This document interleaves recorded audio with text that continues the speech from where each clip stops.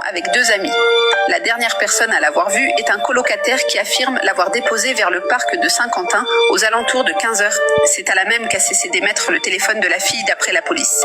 Il faut savoir que cette île est connue par les services de police comme lieu de disparition de plusieurs personnes dont on n'a jamais retrouvé le corps d'ailleurs. Oui, effectivement, on se souvient par exemple de la disparition d'Ariel Kouakou, un jeune Ivoirien âgé de 12 ans à l'époque, de Laure Onana âgé de 20 ans, de Cassidy Maréchal âgé de 21 ans, bref la liste est longue et toutes ces personnes disparues sur l'île de Saint-Quentin ont un point en commun comme va nous l'expliquer Catherine. Ce qu'il faut noter aussi, Nicolas, est que depuis 6 ans, les disparitions s'enchaînent sur l'île de Saint-Quentin. Le point commun des personnes disparues est qu'ils sont majoritairement immigrés, d'Afrique subsaharienne et du Nord. Ils sont jeunes, moins de 25 ans, et dans 80% des cas, les corps n'ont jamais été retrouvés. En plus, on les voit entrer dans l'île comme pour le cas d'Alexandra, mais on ne les voit jamais. Dernière nouvelle, Catherine. D'ailleurs, on sait en tout cas qu'elle n'a pas été tuée le premier jour, alors peux-tu nous dire à quand remonte? D'ailleurs, on sait en tout cas qu'elle n'a pas été tuée le premier jour, alors peux-tu nous dire à quand remonte sa mort? Oui, elle n'est pas décédée le premier jour, Nicolas, car par rapport au courant d'eau, elle aurait été retrouvée plus tôt par la police. On attend toujours les résultats de l'autopsie pour concrètement déterminer les circonstances de sa mort. À en juger par l'état de décomposition du corps, sa mort remonterait à 2 ou 3 jours. Mais une fois de plus, attendant la confirmation des autorités. Merci chère Catherine, oui effectivement, on ne sait pas encore si elle a été tuée ou si elle est morte de froid, d'une blessure. Bref, tout cela reste à déterminer. Son colocataire qui l'a accompagnée et donc qui est la dernière personne à avoir vu Alexandra n'est pas inquiété par la police. On a effectivement des images qui montrent Alexandra seule à l'entrée du parc. Elle était donc seule. Alors la question à $1 million, que faisait Alexandra seule au parc et avait-elle un petit ami ou une petite amie? On t'écoute Catherine. Oui, effectivement, ces colocataires ne sont pas incriminés en raison de preuves solides qui les innocentent. Il semble qu'Alexandra avait l'habitude de se rendre dans ce parc pour passer du bon temps, avec des amis et y compris son petit copain. Et d'après la tante d'Alexandra, le fameux colocataire qui l'avait accompagné au parc serait son petit ami. En tout cas, tout cela n'est pas encore très clair. On attend de voir ce que l'enquête de police va donner et l'autopsie. Voilà. Moni, mwana abanda okende parc wana ayebaki yango bien te. Ayebaki yango te. On comprend sikoyo yango na lobi que dans le sens que ils ont dit elle avait l'habitude d'aller là-bas avec voilà. Donc la petite a compris qu'il parc wana te ya mona ki un parc normal. Donc tant Alex a komaki ba expliquer que parc wana ezalaka. Voilà. Donc azalaki informé te. Voilà, moi nazalaki ignorant à ébaki le côté à mon un parc normal. Voilà. Un parc très dangereux. Si moi n'abandon que les parcs wana ezalaki des pièges. Aujourd'hui on ezalaki des pièges. Parce que là déjà moi na piège. Si moi n'abandon que ndazonga ka ayebaki te kazaki des en danger. Tout à fait. Tu comprends? Dangereux, maman. Voilà. Tu comprends? Batini à péage pour parce que quand tu me sur la photo bazui va capturer ces cas au foot en bon. Voilà, en fait, moi la biche avait c'est ba foot à ticket. Ba foot à ticket. Yo ka ba foot à ticket. Normalement, voilà, donc et ça va gêner bango. En plus par quand on peut la tala qui ils ont un peu qui te roté. Et qui t'ont été ça sont ils ont nos zamba mon ba jeu ba nini ba jeu on li ba jeu parc penel ba parc nation en France ba parc ba jeu mo ya bana miki ya bana 5 ans ya bana 3 ans et tout donc voilà on a mona qui wana le quoi moi zamba côté ba tu ba sala ba pique-nique. Et ça on vraiment et alors tout le monde a ba film ya bato ba batubwe ba zamba ba zombie normalement faut pas non mon quoi munene ezala wana ba comme parc interdit. Voilà il fallait pas dire qui parc vraiment exactement. Maman rendez-vous. Maman ville wana boy otanga ngo yebise akomana lingala. Gelo wana eba kité omoni mwana ti mwana bandoki nazaki na danger ayeba kité mwana kenda ka parc mwana ka parc normal mais zaki parc moi zaki très dangereux Donc ils allaient pas comme la monter pour la moine. Mouti pas au signaler pas ça te bat pas dans la barre bon sous ma belle sous assassin. Donc na la expliquer sous. Lakini na biso na ba mangenge ngeza na mona nini ya minene me oyo kateke ba bomaki mutu. Je te dis.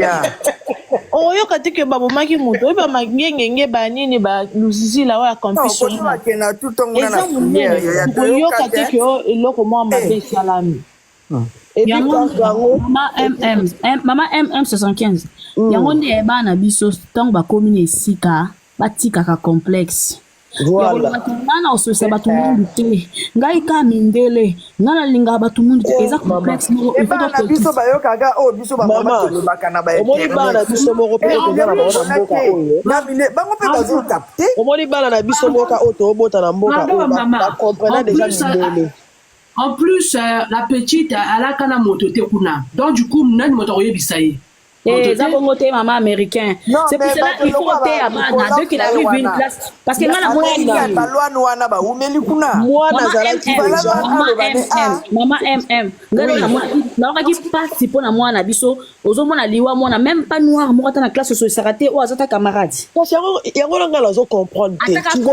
Donc tu vois qu'elle était aussi complexée de dire que je vais pas parler au nani. Attends. Omoni bala pene yango na soki azai.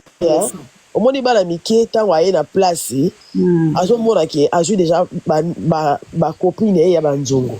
Voilà. Donc amona ki bon, on sait jamais. Maman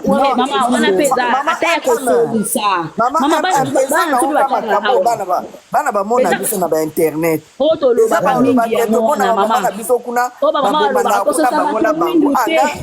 Milieu wana te, tu vois?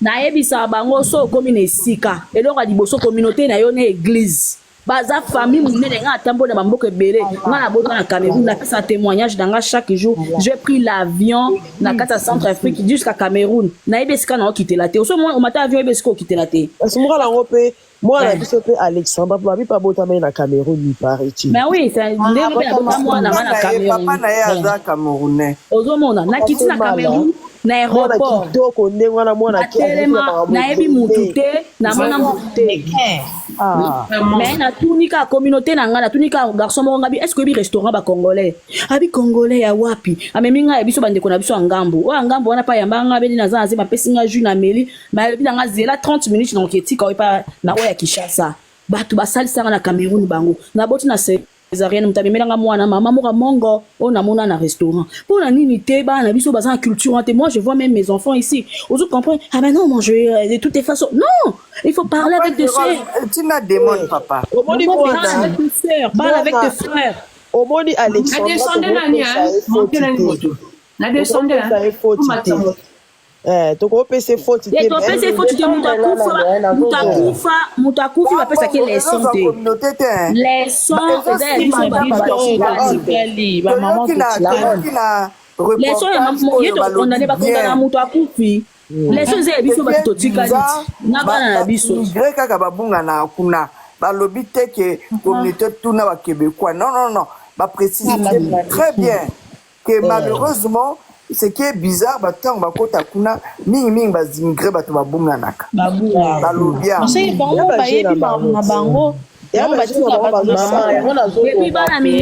bana mindele ata bayebi bakoyebisa yo te yango nde utaki kuna mpa na bango ti bakosala mpe baza na eloko moko na kati kuna balongolaka barin bazokende teka babakizoto na mai ata bana mindele bayebi yango bakoyebisa te fe basimbise touche mpo anini azalaki ensemble na bango mwa mondele ya motema mabeti so ezalaki mwana mwindu na esava oyebi ere banani bakendaki première fois nga nazalaki wana na live omona kaka nde bakoloba eza koyekafika omo esalama nsima parce que mwasi moko alobi ye asala nsima ye ayokaki la haute kitisanga nazozonga moto azoganga edemo wana azoba ezalaki ayokaki lokola eza voix ya africain mais abengaki police abengi police ayaki baluki bamoni te soki oluka nini voilà wana eza pe question Maman Ken, basaki bien de bakenda kité. Au moins les camarades Alexandre ba persécuteur ba comme aider à koyoka biso ba kokai pe ko piéger ba matondo. Musu peza moko kati na bango babi o pe ba osala makele mingi bakenda ko to beta bango ata masasi. Donc biloko wana il faudra toujours ko se komi batela parce que tu sais pas qui est qui bango ba mi tema mabe ba wana. Balobi pe ke to ba matondo pe bakenda ki to ba zo beka Alexandra. Bato pe na ba commentaire ngana la daki ba bi ke bango pe ba na danger ba sala ba bima ba kende. Mais oui ngana lo ba bato ba oyisa ba matondo boko tati na kati ngabi bino wa bandoki. Oui bande ko belela ye omoni Alexandre ngaki apparemment alinga nature trop na ndenge na comprendre pour so tali ba vidéo ne abande ko abande ko kende kuna et puis vidéo oyo jour akufa ki ya ki vidéo moko. Maman Ken nous en a raison. Ok, la vidéo na lobby, je viens de discuter avec un ami tout de suite, il y a de cela 15 minutes. Donc, azana mutu moi bando sorana e. Et ça piège. Pour mutongo la vidéo mon anité na caméra. Maman, toi bisaka ba na biso yanga na lobaka la France c'est pour les Français. Profiter na autant classe na bima kende. C'est les soins bien. Tika ko luka makambu po. Ngana lobaka il s'agit des pays de loi quand il y a des mindele entre mindele. Il s'agit des pays de loi ce qui moi mutu mwindu abeti mundele to abomi mundele. Mais ceux qui ont des basalo il y a pas de loi. Donc itika na makelele que de kotanga classe izonga ndaku. Oya ko ke ko luka makambo ba ke France za pays à loi. Akomona loi ndeko balukela e. Na lobana ba mo chaque jour. Ngana baya ko makasi ka. Na lobana ba mo bongo. Oh ko sa ba na culture na biso eza important. Yo te esa bango bino bomi pesa mamba mindete imagine tala aibisa bango na 7 jours ya semaine 3 jours bo leblo na biso ba congolais so 4 jours bo leblo na biso ba congolais 3 jours etikali bo luka ba milo na donc encore liso na culture ya mindele il faut ko lisaka bango nga na classe ba nga babanga mindele atande ba umeli be babanga okameno mwana nga komi na juste wale babanga mindele atande ba umeli be babanga okameno mwana nga komi na juste wale babanga mindele atande